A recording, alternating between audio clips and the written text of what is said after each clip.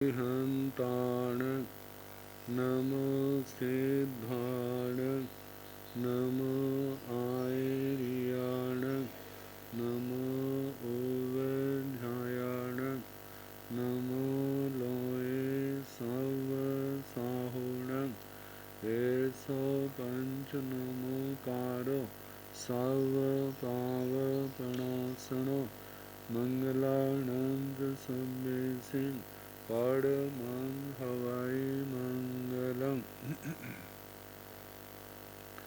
जिन शासन जिन वाणी सदा जयवंत हो, शमन संग सदा अविचल मंगल हो।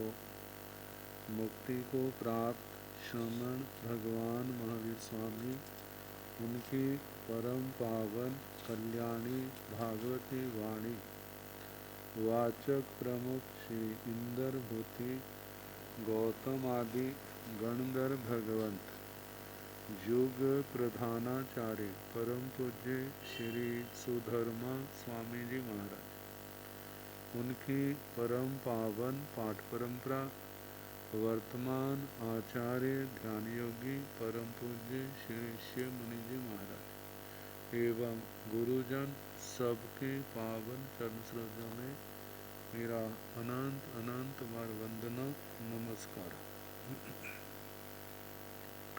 आगम परिषद में विराजमान वरिष्ठ मुनिराज, अन्य मुनिवृंद, परमादरणीय भगवती स्वरूपा महासाधन, श्री स्थानंग सूत्र की वाचना प्रारंभ है। चतुर्थ स्थान का तृतीय उद्देशक सुनाया जा रहा है। तो कल जीव के द्वारा सपृष्ट और कार्बन मिश्रित शरीरों का वर्णन हुआ था। तो अब आगे वर्णन है चौहिं अथि कायहिं लोगे फुड़े पणत्ते तंजाह धम्मथि कायणं अधम्मथि कायणं जीवथि कायणं पुगलथि कायणं।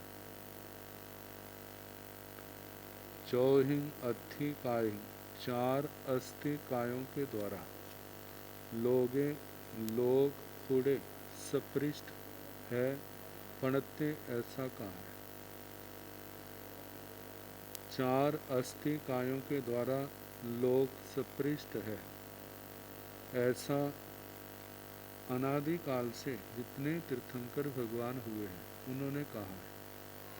भगवान के द्वारा भी यही कहा गया है कि सारा लोक चार अस्थि कायों से सपृष्ट है।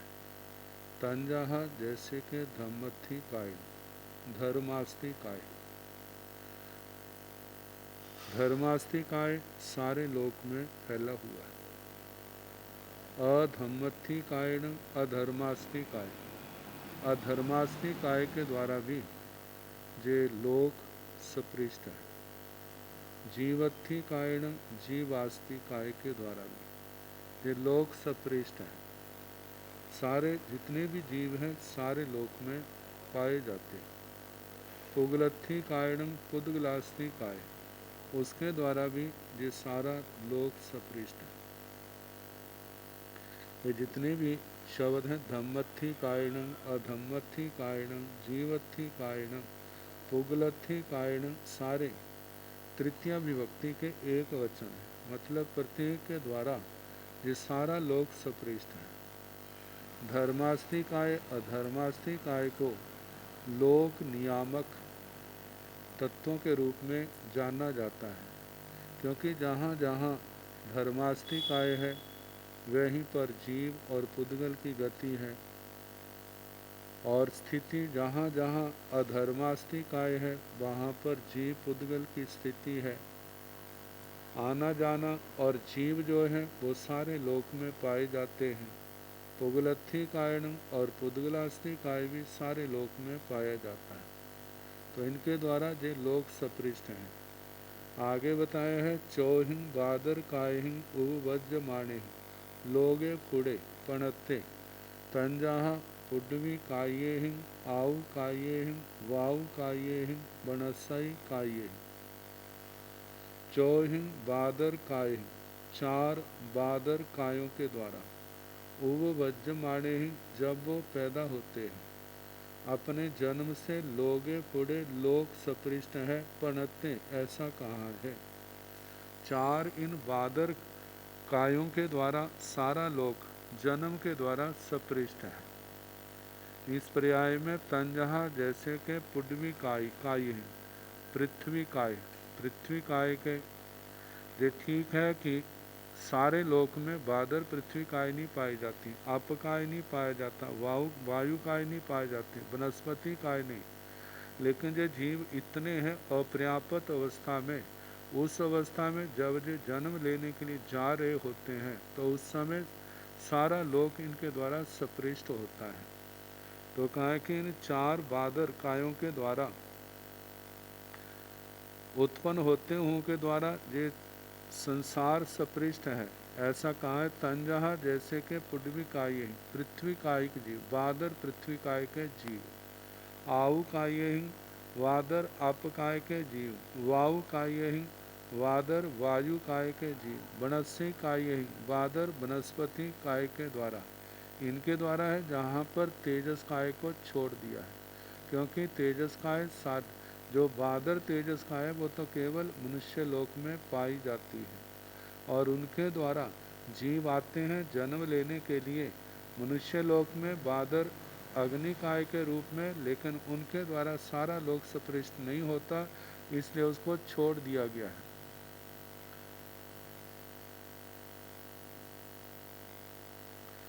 बताया दूसरे सूत्र के अंश में जो कहा गया है कि जय लोक बादर पृथ्वी काय, बादर अप काय, बादर वायु काय, बादर वनस्पति काय से भी सपृष्ट है। यद्यपि सूक्ष्म रूप से तेजस काय सहित पांचों स्थावरों द्वारा लोक सपृष्ट है, परंतु बादर तेजस काय की सत्ता केवल 2.5 द्वीप में ही पाई जाती है, संपूर्ण लोक में नहीं। अतः लोक का स्पर्श करने वाले स्थावरों में केवल 4 की ही गणना की गई है।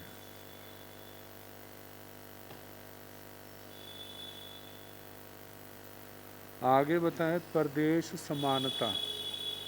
ये 4 बातें प्रदेश की दृष्टि से समान है। प्रदेशों की दृष्टि से किसी का इन 4 में से किसी का भी प्रदेश ना कम है ना ज़्यादा है। जितने प्रदेश एक के हैं उतने ही दूसरे के हैं, उतने ही तीसरे के, उतने ही चौथे के, जो जहाँ बताया गया है। चतारी पैसज्ञण तुल्ला पणता तंजहा धम्मथि काय अधम्मथि काय लोगागा से एक जीवे।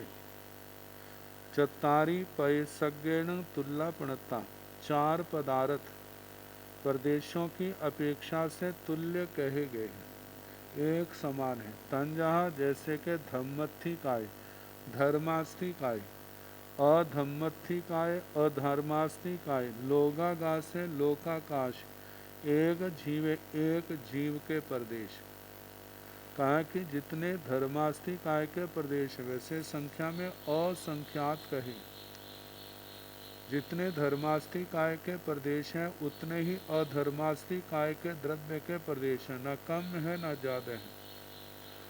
लोगागा से लोकाकाश के जितने प्रदेश हैं धर्मास्थि काय के भी उतने हैं, अधर्मास्थि काय के भी उतने हैं। और एक जीव के प्रदेश जो हैं वो भी लोकाकाश जितने ही हैं। जितने धर्मास्थि काय के प्रदेश हैं उतने ही एक जीव के हैं, जितने अधर्मास्थि काय के प्रदेश हैं उतने ही एक जीव के हैं, और जितने लोकाकाश के प्रदेश हैं उतने ही एक जीव के हैं। मतलब इनके प्रदेशों में समानता है। जितने भी संसार के जीव हैं सबके प्रदेश जो हैं एक समान है। अब आगे कहा है कि चौण मेघं शरीरं नो सुपस्सं भवई तंजहा पुड्वी कायान आव कायान तेउ कायान बनस्साई कायान।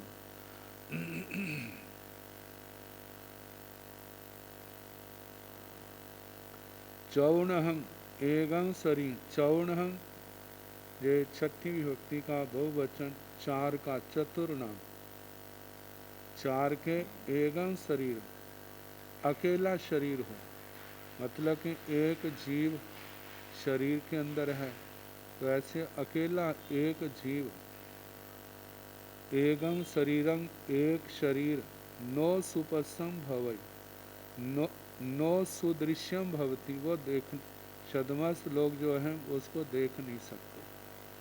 मतलब अतिशय ज्ञानी परमावधि ज्ञानी की बात तो अलग है, लेकिन सामान्य व्यक्ति जो है अकेले इन जीवों को देखने में सक्षम समर्थ नहीं होते। तंजाहा जैसे कि पुड्वी कायन, पृथ्वी कायिकों का अकेला एक जीव व्यक्ति देखना चाहे तो ये उनके बस की बात नहीं है। आउ कायाण अप काय, तेऊ कायाण तेजस कायिक जीवों के एक शरीर को, वनस्पति कायाण वनस्पति कायिक जीवों का जो एक शरीर है उसको देखने में, वो उसको देखना जो है संभव नहीं है सामान्य व्यक्ति के लिए। कहा जाता है जो पृथ्वी कायिका, छोटे से छोटा कण सचित पृथ्वी कायिका हमारी नजरों में आता है, वह असंख्यात जीवों का पिंड होता है। ऐसे पानी का छोटे से छोटा कण जो हमारी दृष्टि का विषय बनता है, वह भी असंख्यात अपकाय के जीवों का पिंड होता है। ऐसे अग्नि की छोटी से छोटी चिंगारी भी जो हमारी दृष्टि का विषय बनती है, वह भी असंख्यात जीवों का पिंड होता है। और वनस्पति काय में कहा है, वनस्पति काय के कई जीव तो ऐसे हैं जैसे पत्ते का जीव है, तने का जीव है, शाखा का जीव है। ये शरीर तो दृष्टि में आ जाते हैं, लेकिन सूक्ष्म रूप में जो है, मगर सूक्ष्म वनस्पति काय के नहीं, सूक्ष्म निगोद नहीं, बाकी ऐसी सूक्ष्म वनस्पतियां हैं जो एक के रूप में दिखाई नहीं देती, जब दिखाई देती हैं तो वो असंख्यात जीवों का समूह होता है। तो इस प्रकार कहा चार कायों का एक जीव जो है वो सामान्य दृष्टि के रूप दृष्टि में नहीं आता। आगे बताया है चत्तारी इंद्रियत्था पुट्ठा वेदेंती तंजाहा सो इंद्रियत्थे घान इंद्रियत्थे जीव इंद्रियत्थे पास इंद्रियत्थे। चत्तारी चार इंद्रियत्था इंद्रियों के अर्थ, अर्थ का मतलब विषय, पुट्ठा सपृष्ट हुए, वेदेंती व्यक्ति के अनुभव में आते हैं। मतलब चार इंद्रियों के विषय जो हैं वे व्यक्ति के अनुभव में तभी आएंगे जब उन इंद्रियों के विषयों का स्पर्श इंद्रिय के साथ होगा। बिना स्पर्श के बिना बद्ध के वे अनुभूति में नहीं आते। तंजाहा जैसे कि वे कौन से पुद्गल हैं, विषय हैं। का सो इंद्रियत्थे श्रोत्र इंद्रियार्थ, मतलब श्रोत्र इंद्रिय का अर्थ शब्द है। जब कोई व्यक्ति बोलता है तो भाषा वर्गणा के बदल शब्द पुद्गल जो है वो लोक में चारों ओर फैलते हैं। जहाँ कोई भी ध्वनि निकलती है, जीव शब्द अजीव शब्द मिश्र शब्द जब जे फैलते हैं तो वो शब्द जब शब्द के पुद्गल कानों के पर्दे से टकराते हैं तब कहा जाता है एक समय में जो स्पृष्ट हुए वो अनुभूति में नहीं आते। 2, 3, 4 संख्यात असंख्यात समय जिनको बार बार शब्द जो टकरा रहे हैं तब वे शब्द अनुभूति में आते हैं। तो कहा जाता है जब शब्द के पुद्गल का कानों से स्पर्श नहीं होता तब तक वह अनुभव में नहीं आता। पहला। दूसरा, घ्राण इंद्रियत्थे, घ्राण इंद्रिय का जो अर्थ विषय है। घ्राण इंद्रिय जो पुद्गल घ्राण इंद्रिय के गंध के पुद्गल है वो भी फैलते हैं जब तक नासिका के साथ उनका स्पर्श नहीं होता। जब वो बद्ध नहीं होते तब तक उनका भी संवेदन नहीं होता। तो इसलिए कहा है कि जो घ्राण इंद्रिय का जो विषय अर्थ गंध के पुद्गल हैं, वे भी इंद्रियों के साथ जब स्पृष्ट होंगे तो उनका अनुभव होगा। आगे जीव इंद्रिय थे, जीवा इंद्रिय का अर्थ जो रस है वह भी स्पर्श इंद्रिय से स्पृष्ट होगा, तभी उसका अनुभव होगा, अन्यथा नहीं। फास इंद्रिय थे, ऐसे स्पर्श इंद्रिय का अर्थ जो स्पर्श है वह भी स्पर्श इंद्रिय के साथ जब वो संपर्क में आएगा तभी ग्रहण होगा, अन्यथा नहीं। तो कहा ये चार इंद्रियों के विषय है जो स्पृष्ट होने पर ही अनुभव में आते हैं।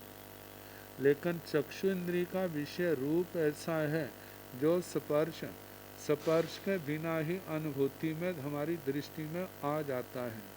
तो इस बात को लेकर के कहा जाता है ये चार इंद्रियां जो है प्राप्यकारी हैं। जब तक इंद्रिय का विषय इंद्रिय के साथ उसका संपर्क, उसका संबंध, उसका स्पर्श बद्ध नहीं होते तब तक ये अनुभव में नहीं आते। लेकिन तो इसलिए इनको प्राप्यकारी कहा जाता है। और चक्षु इंद्रिय जो है वह अपने विषय को दूर रहे हुए को भी ग्रहण कर लेती है, इसलिए चक्षु इंद्रिय को अप्राप्यकारी कहा जाता है। मन को भी अप्राप्यकारी कहा है, क्योंकि मन भी जो है सीधा इंद्रिय के विषय को ग्रहण नहीं करता। जो इंद्रियों के द्वारा विषय ग्रहण किया होता है उसी को लेकर के मन की ऊहा पोहो, मतलब कि उसके संबंध में चिंतन चलता है। तो इसलिए कहा है कि ये चार इंद्रियों के विषय जो हैं ये मतलब बिना स्पर्श के अनुभव में नहीं आते।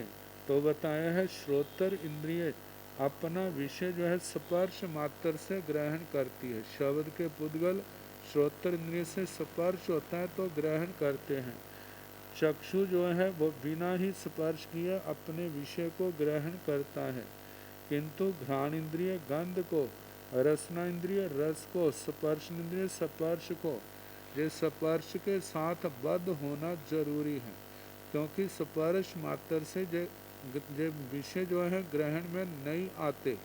लेकिन जब स्पर्श के साथ उससे बद्ध हो जाएंगे, चिपक जाएंगे, तभी आत्मा जो है इंद्रियों के माध्यम से उन विषयों को ग्रहण करेगा, अन्यथा नहीं। नंदी सूत्र की गाथा कही है, आई थी पुट्ठंग सुनेई सद्दंग रूवंग पुण्य पासाई अपुट्ठंग तु गंधंग रसंग च फासंग च बद्ध पुट्ठंग बियागरे। जो शब्द है जब श्रोत्र इंद्रिय से स्पर्श होता है तब ग्रहण करने में आता है, और रूप जो है वह अस्पृष्ट दूर रहा हुआ ही वह ग्रहण करने में आता है। गंधं गंध रस और स्पर्श जो है ये स्पर्श के साथ इंद्रिय के साथ स्पर्श के साथ इनका बद्ध होना भी जरूरी है। जब बद्ध होंगे तो उस इंद्रिय के द्वारा ग्रहण किए जाएंगे, केवल स्पर्श मात्र से ग्रहण में नहीं आएंगे। आगे बताया है आलोक में प्रवेश न हो सकने के कारण। आलोक में केवल आकाश ही आकाश है, तो आकाश द्रव्य, इसके अतिरिक्त और कोई द्रव्य वहाँ पर नहीं है। तो बताया है चौहिंग ठाणे ही जीवाय पोगल्लाय नो संचायंती बहिया लोगंता गमण्याय तन जहाँ गई अभावेण निरूप गह याय लुख याय लोगानुभावेण। चौहिंग ठाणे ही चार कारणों से जीवाय पोगल्लाय जीव और पुद्गल, नो संचायंती बहिया लोगंता गमण्याय, नो संचायंती समर्थ नहीं होते, समर्थ नहीं है, बहिया बाहर, लोगंता मतलब लोकांत से बाहर, गमन आए गमन आए जाने में, नो संचायंती समर्थ नहीं होते। तंजहा जैसे के वे चार कारण कौन से हैं? गई अभावेण, क्योंकि लोक से बाहर गति का अभाव है। गति का अभाव क्यों है?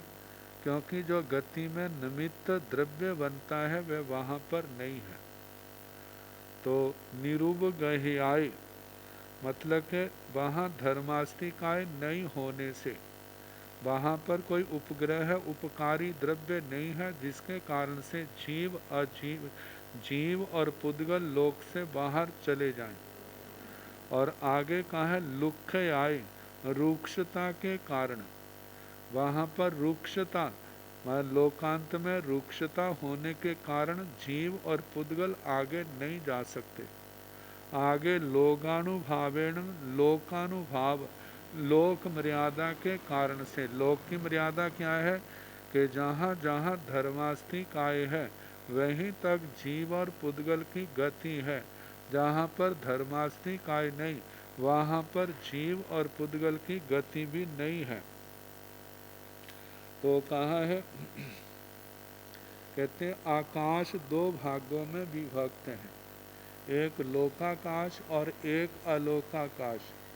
जहाँ पर धर्मास्तिकाय आदि द्रव्य है वह तो लोकाकाश है।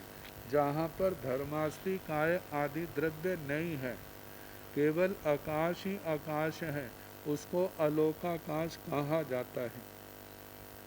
तो कहते हैं आलोक में आकाश के अतिरिक्त और किसी द्रव्य का अस्तित्व नहीं है।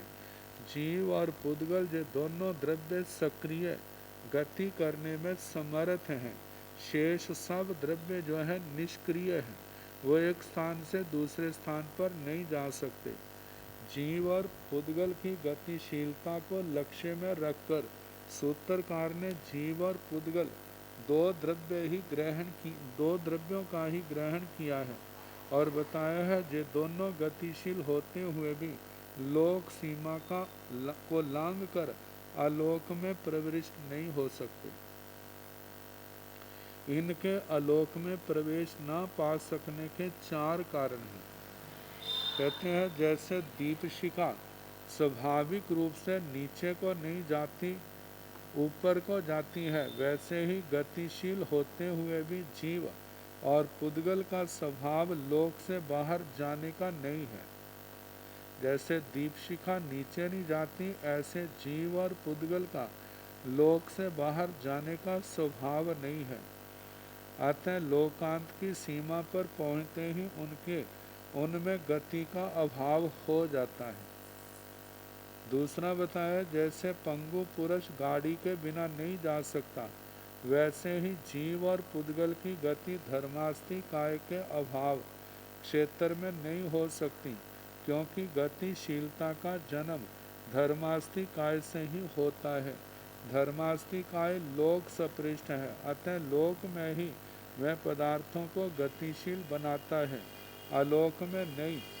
आलोक में धर्मास्तिकाय का अभाव होने से जीव और पुद्गल जो हैं गतिशील लोक से बाहर नहीं होते।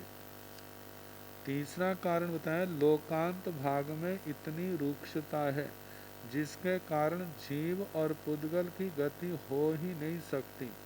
जैसे शुष्क काष्ठ में विद्युत का बिजली का संचार अवरुद्ध हो जाता है, वैसे लोकांत में रुक्षता के कारण जीव और पुद्गल की गति अवरुद्ध हो जाती है, आगे नहीं होती।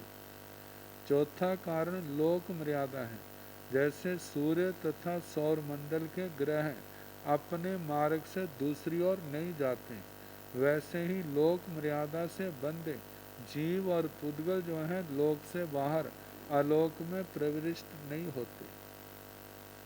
तो ये चार कारण कहे हैं। अब इसके आगे दर्शन शास्त्र से संबंधित ये प्रसंग है, गहन है, बार बार पढ़ने पर ही ये समझ में आ सकता है। अब शास्त्र में आया है तो इस पाठ को पढ़ना तो है ही, अर्थ भी करना है। तो ध्यान से जिनके पास व्याख्या ग्रंथ है वो व्याख्या को बार बार पढ़ के देख सकते हैं। तो बताया है चतुर्विध ज्ञात और न्याय। तो चौवीहे नाय पणते तन जहा आहरणे आहरण तद देसे आहरण तद दोषे उव उवन्नासोवनय। कहा है चौवीहे नाय पणते, ज्ञात ज्ञात दृष्टांत को कहते हैं, उदाहरण को कहते हैं, कथा को कहते हैं। ऐसे ज्ञाता धर्म कथा सूत्र, तो उसके अंदर ज्ञात उदाहरण कथाएं ही आती है। तो कहा जाता है ज्ञात एक तो घटित होते हैं और एक कल्पित होते हैं। घटित उनको कहा जाता है जो वास्तव में जो घटनाएं अतीत का विषय बन चुकी है, वे तो घटित हैं। और दूसरे कल्पित हैं जो समझाने के लिए, जिनको सुनाया जाता है, तत्व को, किसी बात को समझाने के लिए। जैसे ज्ञाता धर्म कथा सूत्र में प्रथम अध्ययन मेघ कुमार जी का आता है, वह तो कथा घटित है। दूसरा धन्ना सार्थवा का आता है, वह भी घटित है। मोरनी के अंडों का आता है, वह भी यथार्थ है। लेकिन इन दृष्टांतों के माध्यम से भगवान ने आत्मा के कल्याण के लिए संसार के जीवों को अनेक शिक्षाएं दी हैं। कछुए का दृष्टांत आता है, वो भी यथार्थ रूप में घटित है, अघटित नहीं। ऐसी घटना कहीं भी हो सकती है। पांचवा ज्ञात जो है शेलक राज ऋषि का, जहाँ पर भगवान अरिष्टनेमि जी जादव वंश का परिवार का वर्णन, भगवान के संग का वर्णन, थावचा पुत्र जी, शुक अणगार जी जो पहले परिव्राजक थे, शेलक राज ऋषि, पंथक आदि, ये सारी वास्तविक घटनाएं हैं। लेकिन आगे तुम्बक ज्ञात आता है, वो क्या है, वो समझाने के लिए बताया है। और वो वास्तविक रूप में भी ऐसा घट सकता है। तो ये तो घटित के रूप में आ गए। रोहिणी ज्ञात भगवान मल्ली जी का, जिनपाल, जिन रक्षित, ये सारी बातें जो घटित हैं वो घटित दृष्टांत है, कल्पित।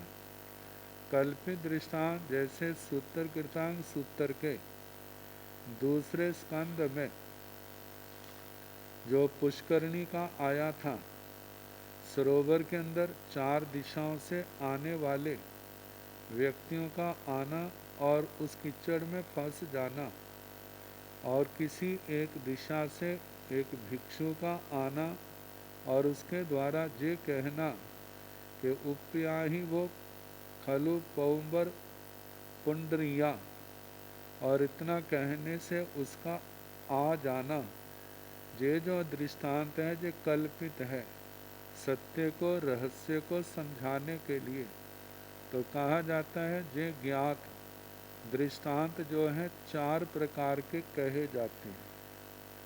तंजाहा जैसे के आहरणे, आहरण तद देसे, आहरण तद दोषे, उवनासोवनय।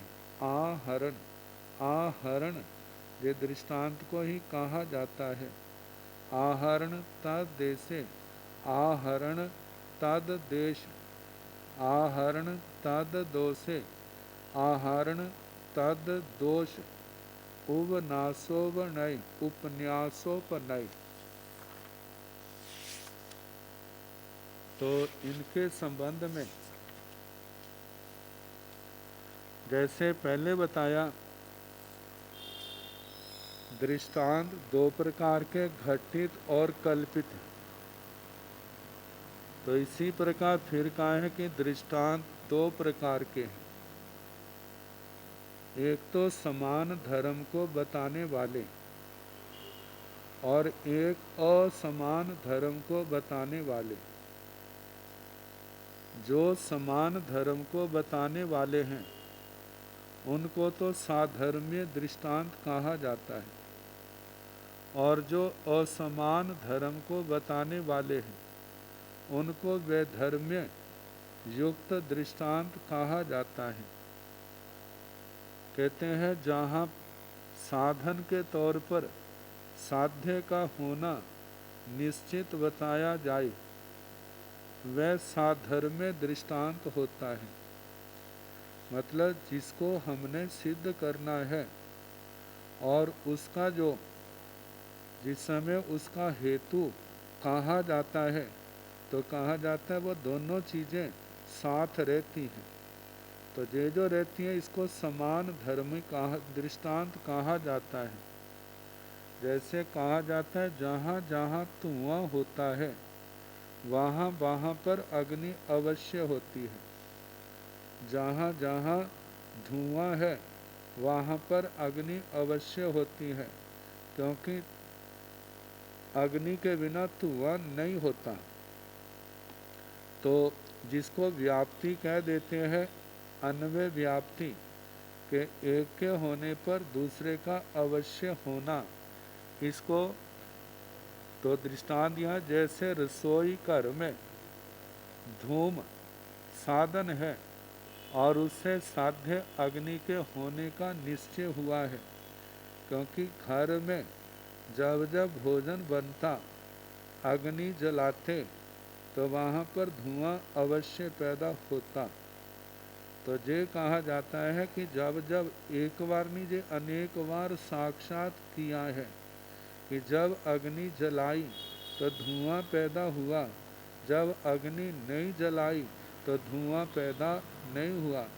कहा जाता है धुएं के बिना अग्नि तो हो सकती है, लेकिन अग्नि के बिना धुआं नहीं हो सकता। अग्नि के बिना जो आग है, जैसे अंगारे हैं, अंगारे आग तो है लेकिन धुआं नहीं। लेकिन जब अग्नि के अंदर गिल्ले ईंधन का संयोग होता है और कहा जब सूखा भी होता है तो उस समय धुआं अवश्य पैदा हो जाता है। तो कहा जाता है जहाँ पर धुआं है वहाँ पर अग्नि अवश्य होती है। अब किसी अन्य स्थान पर जब जाकर के देखते हैं दूर से धुआं तो दिखाई दे रहा है लेकिन अग्नि दिखाई नहीं दे रही, और धुआं जो है बिल्कुल ज़मीन से ऐसे ऊपर की ओर जा रहा है। तो जब ऊपर फैलता देखते हैं तो दूर रहा हुआ व्यक्ति अनुमान लगा लेता है जहाँ पर आग जल रही है, क्योंकि अग्नि के बिना धुआं नहीं होता। तो इसलिए कहा जाता है जहाँ जहाँ धुआं है वहाँ वहाँ पर अग्नि अवश्य होती है। जैसे रसोई घर में तो कहा जाता है जब दूर से धुएं को देखता है तो वो दूसरे को समझाने के लिए बताता है कि जहाँ पर आग है वो पूछता है कैसे आपने जाना, क्योंकि हमें आँखों से दिखाई नहीं दे रही। तो उसने कहा कि अग्नि के बिना धुएं की उत्पत्ति नहीं है। जब जब कहीं घर पर या कहीं पर अग्नि जलती देखते हैं तो वहीं पर धुआं दिखाई देता है। जहाँ पर आग नहीं जलती वहाँ पर धुएं की सत्ता भी नहीं होती। तो कहा जो ऐसे बताते हैं इसको साधर्म्य दृष्टांत कहा जाता है कि एक के होने पर दूसरे का अवश्य होना। ये साधर्म्य दृष्टांत और वैधर्म्य दृष्टांत होता है एक के नहीं होने पर दूसरे का नहीं होना। जैसे कहा जाता है जहाँ अग्नि नहीं है तो जहाँ पर धुआं भी नहीं है। मतलब तद भावे एक के अभाव होने पर दूसरे का अभाव होना, इसको व्यतिरेक व्याप्ति कह देते हैं। और वैधर्म्य दृष्टांत जैसे कहा जाता है जलाशय, जलाशय में अग्नि का अभाव है, तो इसलिए वहाँ पर धुआं भी नहीं होगा। तो कहा जाता है जब कभी सर्दियों में वहाँ पर धुएं जैसा देखा जाता है तो वो धुआं नहीं होता, वो धुंध होती है। तो कहा जाता है जहाँ पर जलाशय है अग्नि का ही अभाव है, अतः वहाँ पर धुएं का भी अभाव है। ये क्या है? वैधर्म में दृष्टांत हैं। अब इन्हीं के संबंध में जो है वर्णन चलेगा। तो पहला जो है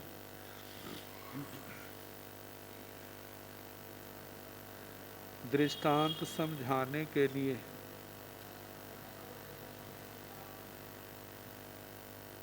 पहले बताया था मेघ कुमार आदि के तो वो तो घटित हैं, और कल्पित दृष्टांतों के लिए जैसे पुंडरीकणी पुष्करणी का दृष्टांत बताया, एक जहाँ पर टीका में अनुयोग द्वार सूत्र का वर्णन किया है, तो उसका प्रसंग देते हुए कहा कि एक पुराना पत्ता जब वृक्ष से गिर रहा था तो उस समय आने वाली जो नई कोंपलें थी और वो मजाक करते हुए अब उनको कहने लगी हैं, गिरते हुए पत्ते को कहते हम आए और तुम चल पड़े, कुछ तो रुकते। तो वो जो गिर रहा पत्ता था कहने लगा जैसे तुम हो ना इस समय, हम भी कभी ऐसे ही थे, और जैसे हम हैं अब ऐसे तुम भी क्या हो जाओगे, ऐसे ही तुम भी बनेंगे। हमने भी ऐसे ही कहा था और आज हमें भी ऐसा ही सुनने को मिला है, और आने वाले समय में आपके साथ भी ऐसा ही होगा। आप गिरोगे और उस समय जो नए आने वाले हैं वो ऐसा ही कहेंगे। तो कहा जाता है कि जहाँ पर गिरते हुए जीर्ण पत्थर ने उन किसलियों को कोंपलों को शिक्षा दी है कि यौवन के ऊपर कभी अभिमान अहंकार नहीं करना। तो कहा जाता है कि ऐसी घटना कभी हुई नहीं है कि कोंपलें बोलती हो और गिरता हुआ पत्ता उत्तर देता हो, लेकिन इस जीवन की नश्वरता को बताने के लिए ये दृष्टांत बहुत अच्छा है। तो पहला जो दृष्टांत दिया है आहरण, तो आहरण के संबंध में कहा है कि अप्रसिद्ध अर्थ को प्रसिद्धि में लाने के लिए या जिसको हम जानते नहीं हैं उस बात को बताने के लिए, बताने को, उसका ज्ञान कराने को आहरण कहा जाता है। अप्रसिद्ध अर्थ को प्रसिद्धि में लाना और अप्रतीत अर्थ को उसका ज्ञान प्राप्त करना, ये आहरण इस शब्द से कहा जाता है। जैसे कहा जाता है पाप दुख का कारण है, पाप दुख का कारण होता है। जैसे ब्रह्मदत्त ने इसका फल पाया, कहते इस दृष्टांत के द्वारा ब्रह्मदत्त के पाप में जीवन की प्रतीति हुई, क्योंकि और साथ ही पाप करने पर दुख होगा, इस अर्थ की भी प्रतीति हुई है। ताकि इस दृष्टांत जैसे ब्रह्मदत्त ने पाप कर्मों का भोगों के अंदर ही सारा जीवन व्यतीत किया और उसके परिणाम स्वरूप भाव पूर्ण होने पर उसको 7वीं नरक में जाना पड़ा। तो कहा कि इसका मतलब उस 7वीं नरक में जाने का कारण क्या बना? उस महारंभ महापरिग्रह भोगमय जीवन जो ब्रह्मदत्त का था वह इसमें कारण बना। तो जहाँ से प्रेरणा मिलती है कि जो पाप करेगा उसको ये दुख अवश्य ही भोगने पड़ेंगे, जिसने पाप नहीं किया उनको दुख भोगने भी नहीं पड़ते। तो ये है आहरण। अब इसके आगे आहरण तद देश, तो इसमें कहा है कि जिसमें दृष्टांत अर्थात उपमेय के एक ही भाग से उपमान की समानता प्रदर्शित की जाए उसे आहरण तद देश कहा जाता है। मतलब इस समय सभी धर्मों की समानता नहीं होती, केवल एक धर्म की समानता होती है। तो उस एक धर्म को समान देख करके वो दृष्टांत दिया जाता है। जैसे कहा जाता है इसका मुख चंद्र के समान सौम्य है, इसका मुख चंद्र के समान सौम्य है। जहाँ उपमान रूप चंद्र को केवल सौम्य आकृति ही ग्रहण की गई है, सारे गुण नहीं। जैसे चंद्रमा से तो प्रकाश भी होता है, लेकिन उसके मुख से तो प्रकाश नहीं है। तो कहा जाता है केवल एक सौम्यता को, एक गुण को ग्रहण करके जो उपमा दी है। कहते हैं चंद्रमा में अनेक विशेषताएं हैं, तो भी उनमें से एक सौम्य धर्म का ही मुख में आरोप किया गया है। जह दृष्टांत आहरण तद देश ज्ञात है। पहला जो है आहरण और दूसरा आहरण तद देश। अब तीसरा जो है आहरण तद दोष। कहते हैं जो चरित्र या दृष्टांत या युक्ति सदोष हो, जिससे साध्य विकल हो, साध्य को पूर्ण रूप से सिद्ध नहीं किया जाता, कहते हैं उसको वह आहरण तद दोष कहा जाता है। क्योंकि न्याय शास्त्र में किसी को सिद्ध करने के लिए हेतु दिया जाता है, दृष्टांत दिया जाता है। जब हेतु और दृष्टांत में कोई दोष होता है, उस वस्तु को पूर्ण रूप से सिद्ध नहीं कर सकते, तो वो जो प्रसंग है उसको आहरण तद दोष के नाम से कहा जाता है।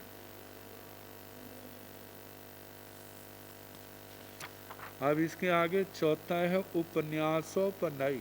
उपन्यासोपनय कहते हैं वादी के द्वारा अपने मत की पुष्टि के लिए जो कुछ कहा जाता है उसका निराकरण करके पक्ष रूप में जो स्वमत स्थापित किया जाता है उसे उपन्यासोपनय कहते हैं। वादी के द्वारा, क्योंकि प्राचीन काल में जब शास्त्रार्थ लंबी चर्चाएं हुआ करती थी, तो प्रत्येक व्यक्ति अपने अपने मत की स्थापना करता और दूसरा व्यक्ति यदि उसके अनुकूल होती, उसका कोई विरोध नहीं होता, तो वह उसको स्वीकार कर लेता। और जो जिसके दिमाग में उसको नहीं जचता, वहाँ पर कमी दिखाई देती, तो वह उस कमी को सामने करता और सामने दिखा करके अपने मत की स्थापना करता। तो ऐसा जो किया जाता है वो जो है उपन्यासोपनय।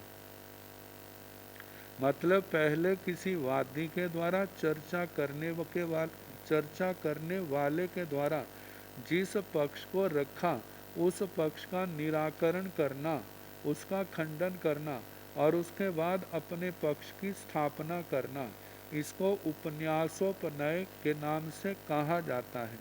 अब इन चारों के चार चार भेद हैं। पहले आहरणे चौवीह पणत्ते तंजहा अवाय उवाय ठवणकम्य पड़ुपन्न विनाशी।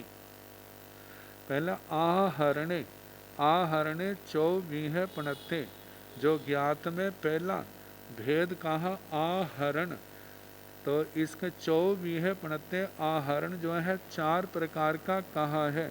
तंजहा जैसे के अवाय, अवाय का मतलब अपाय। दूसरा है उवाय उपाय। तीसरा है ठवना कम्य स्थापना कर्म। और चौथा है पड़ुपन्न विनाशी, प्रत्युत्पन्न विनाशी। तो इस प्रकार इन चारों का वर्णन। तो पहला है अपाय। कहते हैं इस संसार के सभी पदार्थ प्राय अनर्थों के कारण है। इस संसार के सभी पदार्थ प्राय अनर्थों के कारण हैं। इस विषय का विवेचन द्रव्य, क्षेत्र, काल और भाव की अपेक्षा से किया जाता है। इस बात का वर्णन द्रव्य, क्षेत्र, काल, भाव की अपेक्षा से किया जाता है। जैसे किसी भी बात का अपने शास्त्रों में, दर्शन ग्रंथों में वर्णन करते हैं, तो उनकी शैली जो है द्रव्य, क्षेत्र, काल, भाव से उसका वर्णन किया जाता है तो एक प्रकार से सर्वांगीण विवेचन हो जाता है। जैसे 25 बोल में 20वां बोल आता है छठ द्रव्य, वहाँ पर जैसे द्रव्य से, क्षेत्र से, काल से, भाव से, गुण से, अनेक अपेक्षाओं से वर्णन होने के कारण से हम कह सकते हैं बहुत आगे भी इसके हो सकता है, क्योंकि इनके शास्त्रों में दृष्टिवाद में एक एक द्रव्य का कितना विस्तार से वर्णन आता है जिसकी हम कल्पना भी नहीं कर सकते। तो कहा है कि द्रव्य, क्षेत्र, काल और भाव की अपेक्षा से इनका वर्णन करते हैं तो पहले द्रव्य की दृष्टि से विवेचन किया जाता है। पहली बात कही है द्रव्य से अनर्थ होता है या द्रव्य के होने पर अनर्थ होता है। स्वयं द्रव्य ही अनर्थ का कारण है, इसी के कारण ही सभी प्रिय संबंधियों का विनाश हो जाता है। क्योंकि जब भी आपस में लड़ाई होती है तो उसके अंदर द्रव्य कारण बन जाता है। कहते राजाओं के परस्पर घोर युद्ध द्रव्य के कारण से ही तो होते हैं। जैसे कौणिक और चेड़ा राजा के अंदर जो ऐतिहासिक प्रसंग है, वह उनका घोर संग्राम सिंचानक हाथी और हार के लिए हुआ था। और यदि हम महाभारत का देखें तो वहाँ पर भी युद्ध जो है एक दूसरे के अधिकारों को कौरवों की ओर से पांडवों का अधिकार छीना जा रहा है और पांडव जो है अपने अधिकार की सुरक्षा के लिए लड़ रहे हैं। तो कहा जहाँ भी युद्ध का कारण जो है वो भी तो द्रव्य बना है।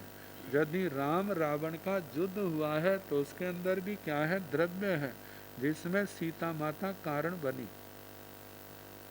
तो कहा जाता है कि ये सारे सभी प्रकार के दुर्व्यसनों का आरंभ द्रव्य से ही होता है, द्रव्य से ही दुर्गति की प्राप्ति होती है। अतः आसक्ति पूर्वक द्रव्य स्वयं अपाय, दुख एवं अनर्थ का मूल कारण बन जाता है।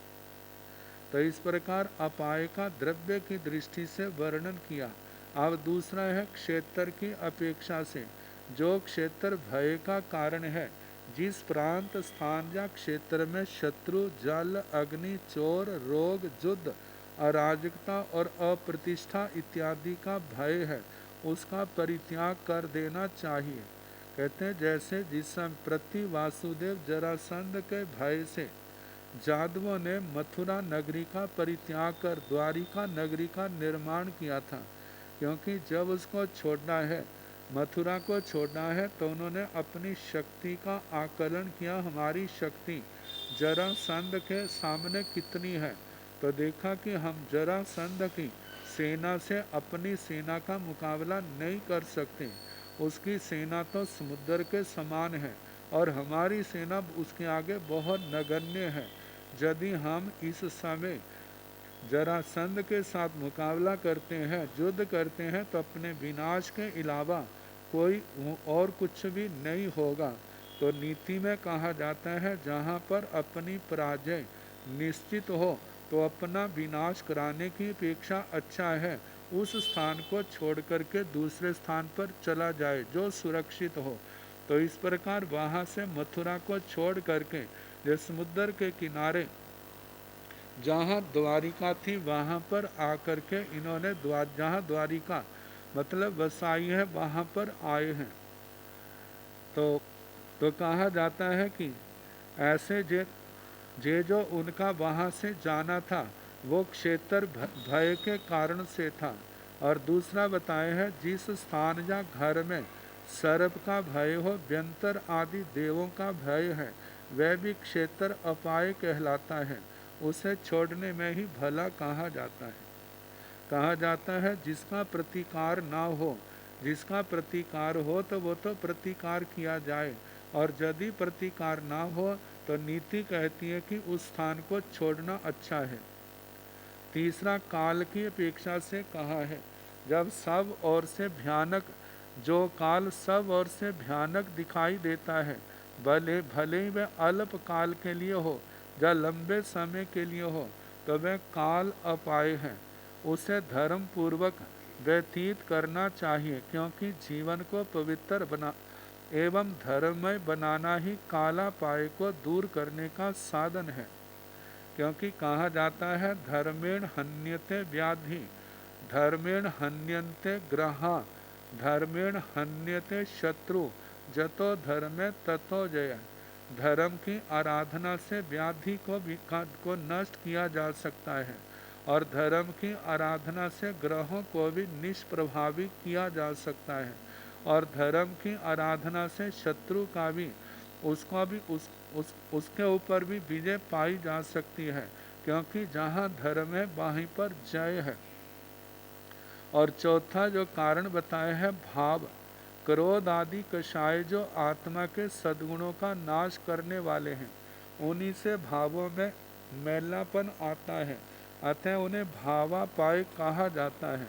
जैसे चंड कौशिक पूर्व भव के तिब्बर कषायों के कारण ही सर्प बना और फिर भगवान के द्वारा प्रतिबोध देने के अनंतर जाति स्मरण ज्ञान के द्वारा कषायों को अनर्थ का मूल कारण जान लेने पर हत्यारों के द्वारा कष्ट दिए जाने पर भी उसने समता का संग नहीं छोड़ा और कहा क्रोध या द्वेष का अवलंबन नहीं लिया, सहारा नहीं लिया, मैत्री और क्षमा का आश्रय लेकर समाधि पूर्वक जीवन यापन करके 8वें देवलोक का ऊंचा बड़ा देवता बना। तो जिन भावों से हानि हो, अनर्थ की वृद्धि हो, उनका परित्याग कर धर्म का आराधक बनना चाहिए। ये ही भावापाय का संकेत है। अब इसके आगे ये आहरण के 4 भेद जो कहे अपाय, उपाय, स्थापना और प्रत्युत्पन्न विनाशी, तो बाकी जो 3 है आगे जैसे समय आएगा उसके अनुसार प्रसंग कराने का प्रयास किया जाएगा। अब प्राकृत व्याकरण थोड़ी देर कर लें।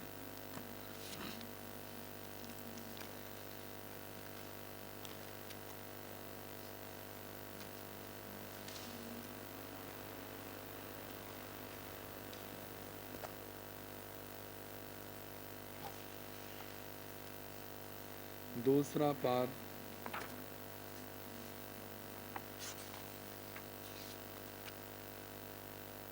दो 204वां सूत्र प्रारंभ किया था।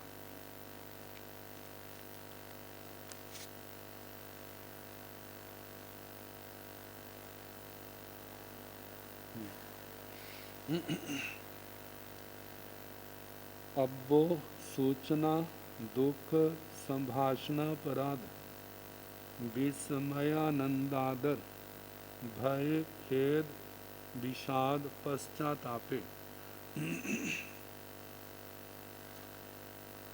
अब्बो जे अव्यय है, जो सूचना आदि जो शब्द के है, इन अर्थों में इसका प्रयोग होता है। जैसे पहला दृष्टांत बताया था, अब्बो दुक्कर यारय। अब्बो जो सूचना है, अब्बो और सूचना जे दुष्कर करने वाला है, दुष्कर कारक। तो आगे दुखे दुख में अब्बो दलंती हियंग। अब्बो जो दुख बताने के लिए इसका प्रयोग किया है, कहा दलंती हियंग, जो हृदय का विदारण कर रहे हैं।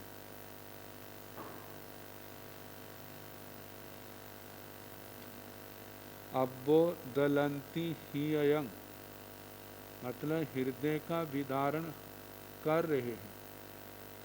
अब उसके आगे संभाषण में अब्बो किमीणम, जब किसी बात को जानने के लिए प्रयोग करते हैं तो वहाँ पर भी ये क्या है, ये क्या है, ये कैसे है, ऐसा जानने के लिए भी अब्बो इस अव्यय का प्रयोग होता है। अपराध और विस्मय, अपराध विस्मयो, अपराध और विस्मय अर्थ में भी अब्बो इस अव्यय का प्रयोग होता है। अब्बो हरंती हियंग तह भी न बेसा हवंती जुवैनंग। कहा जाता है जहाँ पर अब्बो हरंती, अपराध अर्थ में है हरंती हियं, हृदय का हरण कर लेते हैं। तह भी न वेसा हवंती जुवैनं, फिर भी लोग जो हैं द्वेष का कारण नहीं होते। तो ये वहीं पर होता है जहाँ पर अनुराग होता है, तो वहाँ पर ये अब्बो अव्यय का प्रयोग किया जाता है। फिर आगे कहा है कि विस्मय अर्थ में अब्बो किंती रहस्यं मुनंती धुत्ता जनविहिया, तो जहाँ पर विस्मय हैरानी के लिए अब्बोश अव्यय का प्रयोग किया है। कहते हैं धुत्ता धूरत लोग, जनब हिया, उनका सामान्य लोगों की अपेक्षा दिमाग ज़्यादा होता है, ज़्यादा तेज होता है, तो इसलिए कहते हैं किंपि रहस्यं मुनंती, मतलब गोपनीय बातों को भी वे लोग जान लेते हैं। तो जहाँ पर हैरानी अर्थ के लिए आया है, आगे 3 और हैं आनंद आदर भयेषु। आनंद के अर्थ में और आदर के और भय के अर्थ में भी इस अव्यय का प्रयोग होता है। जैसे अब्बो सुपहाय मीणंग, मतलब के जे आनंद के अहो आज कितना सुंदर प्रभात है, ये आनंद के अर्थ में प्रकट किया जा रहा है। और उसके आगे अज्झ अब्बो अज्झ अम्मह सफलम जीयम, जो आज हमारा जीवन सफल हो गया है। तो ये जो भाव है ये आदर अर्थ में कहे जा रहे हैं। मतलब कोई व्यक्ति आपस में मिला है, तो मिलने पर कोई जिसके पास आए हैं वो अपने भाव आदर के रूप में कि आज हमारा मतलब आज आपके आने से हमारा जीवन सफल हो गया। आगे का है अब्बो आई अम्मी, अतीत अर्थ में मतलब कोई चीज़ चली गई है तो वहाँ पर भी अब्बो इस अव्यय का प्रयोग किया है।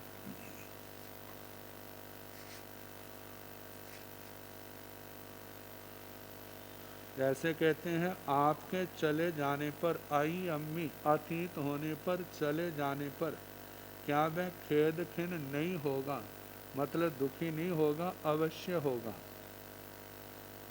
जैसा न जोरी ही, तो अब्बो शब्द आगे खेदे, खेद अर्थ में अब्बो न जामी छेतंग, अब्बो न जामी छेतंग, खेद है मैं खेद की ओर नहीं जाता हूँ। खेद अर्थ में किसी ने काम का होगा जो करना है, तो उसने कहा कि मैं उस स्थान पर नहीं जा रहा। अब्बो न जामी छेतंग, विषादे विषाद अर्थ में अब्बो नासेंती धींग, दीहिंग, कहते जहाँ पर धृति को नष्ट कर देते हैं। तो जहाँ पर जो है खेद, जहाँ पर विषाद अर्थ में इसका प्रयोग हुआ है कि वो हमारे धैर्य को खत्म कर देते हैं। आगे पश्चातापे, पश्चाताप में आता अब्बो तह तेन कया अहं जह कस साहेमी, कहते हैं उसने मुझे ऐसा बना दिया, मैं आगे इसके बारे में किससे क्या कहूँ। तो जहाँ पर पश्चाताप अर्थ में इस अव्यय का प्रयोग हुआ है, तो बताएं कि अनेक अर्थों में अब्बो शब्द का प्राकृत भाषा में इस अव्यय का प्रयोग होता है। अब इसके आगे ओ सूचना आई संभावने, संभावने आई इति प्रयोगतव्यम, जो आई अव्यय है संभावना अर्थ में प्रयोग करना चाहिए। जैसे आई है दियर किंग ने पेक्षसी, किसी नाटक का वाक्य जिसमें कहा कि हे देवर तुम क्यों नहीं देखते हो, किंग ने पेक्षसी, तो आई आई दियर किंग ने पेक्षसी, जहाँ पर संभावना अर्थ में इस आई का प्रयोग किया है। अब इसके आगे जो आएगा फिर जैसे समय होगा कराने का प्रयास करें। नमो अरिहंताणं नमो सिद्धाणं